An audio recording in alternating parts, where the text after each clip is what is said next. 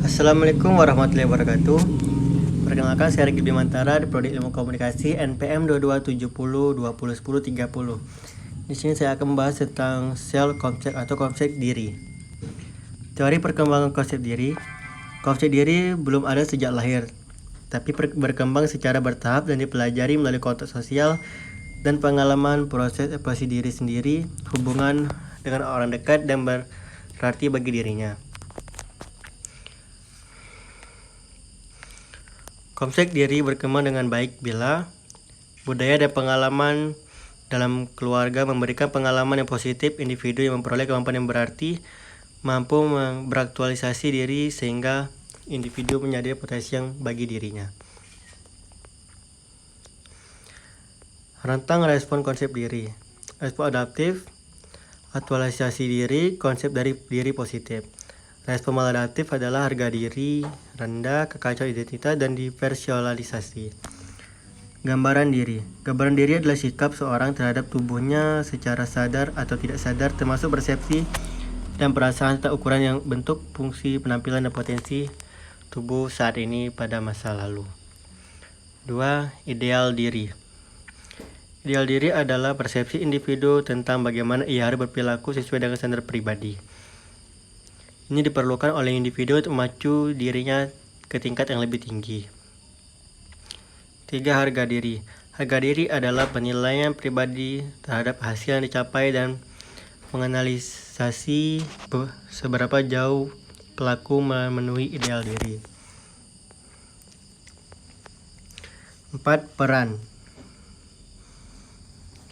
Peran adalah pola dan sikap, perilaku, nilai, dan tujuan yang diharapkan dari seseorang berdasarkan posisi yang di masyarakat.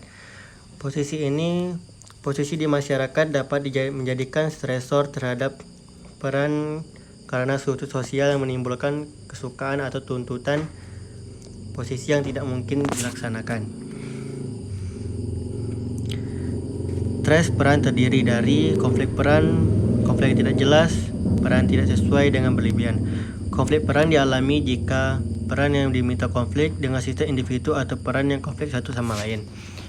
2. Peran tidak jelas terjadi jika perilaku diberi peran yang tidak jelas dalam hal perilaku dan penampilan yang diharapkan.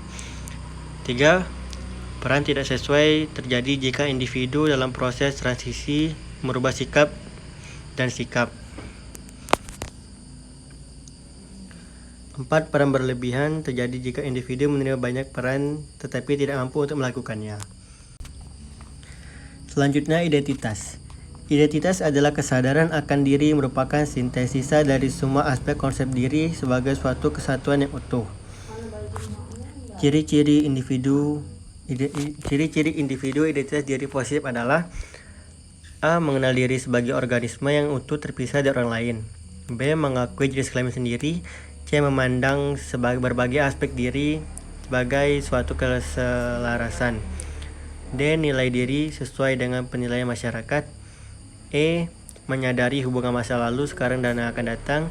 F. Memiliki tujuan direalisasikan. Konsep diri positif.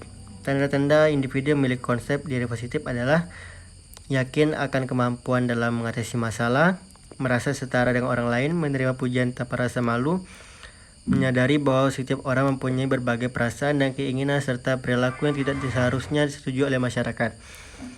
Yang terakhir, mampu introspeksi diri dan memperbaiki diri.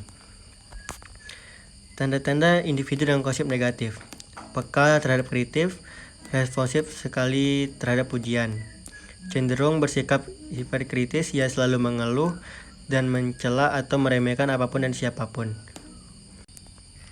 Selanjutnya, pengertian. Pengertian konsep diri adalah semua ide-ide, kepikiran, kepercayaan, dan pendirian yang diketahui individu tentang dirinya dan mempengaruhi individu dalam hubungan dengan orang lain. Konsep diri, keseluruhan aspek dari medan yang dipahami yang dapat ditunjuk bila kita mengatakan I and me.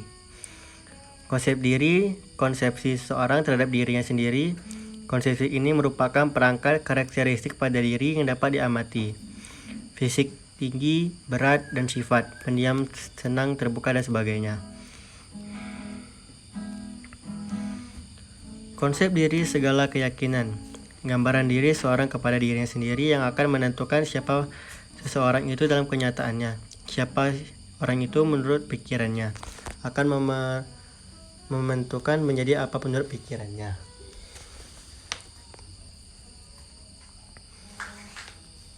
Komponen konsep diri. 1 komponen perseptual, 2 komponen konseptual, 3 komponen attitudinal. Pembentukan konsep diri. Konsep diri bukan merupakan bawaan sejak lahir. Terbentuk dan berkembang dari pengalaman hidupnya sejak kecil dalam keluarga, teman sebaya, sekolah, masyarakat, dan tempat kerja. Merupakan hasil belajar dan latihan. Mengalami perubahan dan perkembangan. Teori pembentukan konsep diri. 1. Teori Pygmalion Effect, bahwa seorang mempunyai kecenderungan untuk menjadi apa yang dikatakan atau diharapkan orang lain kepadanya. Teori The Self-Fulfilling Prophecy, bahwa seseorang cenderung berperilaku sesuai dengan apa yang diyakini sejak dirinya sendiri.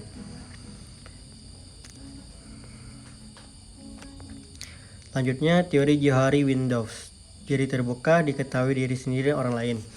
Diri buta tidak diketahui diri sendiri tapi diketahui orang lain. Diri bersembunyi atau rahasia, diketahui diri sendiri tapi tidak diketahui orang lain. Diri gelap, dia diketahui diri sendiri maupun orang lain. Kontribusi diri terhadap perilaku. Mempunyai peranan penting dalam menentukan perilaku individu. 2. Perilaku individu akan sesuai dengan cara individu memandang dirinya. 3. KD mempunyai peran dalam mempertahankan keselarasan hatinya. 4. KD merupakan seperangkat harapan serta penyampaian perilaku. Sekian, mungkin hanya itu yang bisa saya sampaikan. Wassalamualaikum warahmatullahi wabarakatuh.